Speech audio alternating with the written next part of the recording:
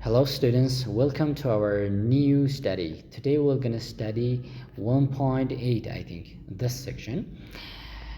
امروز اینی موضوع را میخوانیم. عنوان موضوع ماست why چرا do you که شما want خواستن یعنی میخواهید to learn تا بیاموزید learn آموختن English انگلیسی را یعنی why do you want to learn English چرا میخواهید انگلیسی بیاموزید discussion یعنی مباحثه یا بحث ها درسته روش کلیک میکنیم.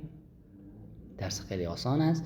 این اونمون چیزی است که why do you want to learn English چرا میخواید انگلیسی بیاموزید خیلی آسان است.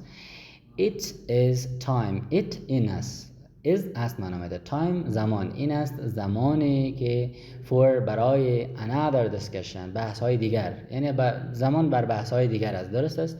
خب چه بحث های اینا دی میکنیم ببینیم. حالا بحث های قبلی را خانه شنیدین نه در مورد دیگر چیزها بود کلش یاد گرفتین اونا لیسنینگ چیزا رو.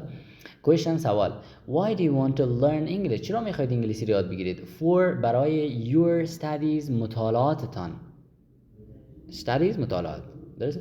for work برای مثلا برای مطالعات یا برای تحصیلتان یا for work یا برای چیزتان وظیفیتان work کار کردن برای مثلا یک جای کار میکنین چرا میخواین انگلیسی یاد بگیرین بر محل کاریتان یا بر مطالعهتان مثلا میخواین پانتون بخونین در کشور خارجی آیا به خاطر از او یا مثلا فور ورک مثلا میخواین یک وظیفه میرین در یک دفتر خارجی انگلیسی یاد ندارین از خاطر میخواین انگلیسی یاد بگیرین.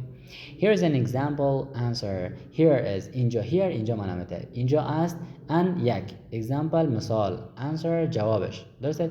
جواب یک مثال اینجا هست. ببینین اینجا یک مثال داده. اینجا چی گفته بود چرا میخواید انگلیسی یاد بگیرید برای تحصیل یا برای استادی مطالعه یا برای وظیفه نه این میده یک جوابش اینجا است که باز شما یعنی با استفاده از این مثال در کامنت باز مثال خودتان نوشته کنین درست.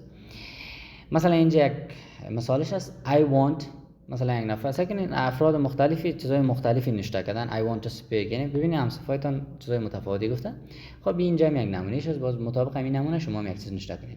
I want من میخوایم من want میخوایم to learn تا بیاموزم انگلیسی را because به خاطری که I want to من میخوایم که read بخوانم more English books more زیاده میگه یعنی بیشتر انگلیسی books کتاب یعنی کتاب‌های انگلیسی بیشتر را متوجه شدین یعنی به خاطر از این میخواسته انگلیسی به خاطر در انگلیسی زیاد کتاب بودم میخواسته هم کتابای انگلیسی را بخونه نمیفهمید از خاطر انگلیسی یاد میگرفته. خب اینا یک مثالش گفته اینا سکنین اینجا بر شما گفته تایپ لطفا تایپ بکنید تایپ کردن نخو میفهمید ان انسر یک جواب را مثل می جواب درست است که در بالا سوال کرده بود که چرا میخواین انگلیسی یاد بگیرید in the comment box در comment box below point and read و بخونید what your classmates say too بخونید آنچه را که what چی یعنی معنی میتونه آنچه را که همصنف هایتان classmates همصنف your یعنی همصنف های شما say to یعنی گفتن همچنان to همچنان. Does anyone say the same thing as you آیا دیگران یعنی کسی دیگری گفته آن چیزی که شما گفتین مثلا شما یک چیزی گفته باشین آیا یک کسی دیگه هم هست که عین گپ شما را گفته باشه اما دلیل آموزش انگلیسی را. Does anyone say something different آیا کسی دیگری چیز متفاوت گفته درست something چیزی یعنی different متفاوت.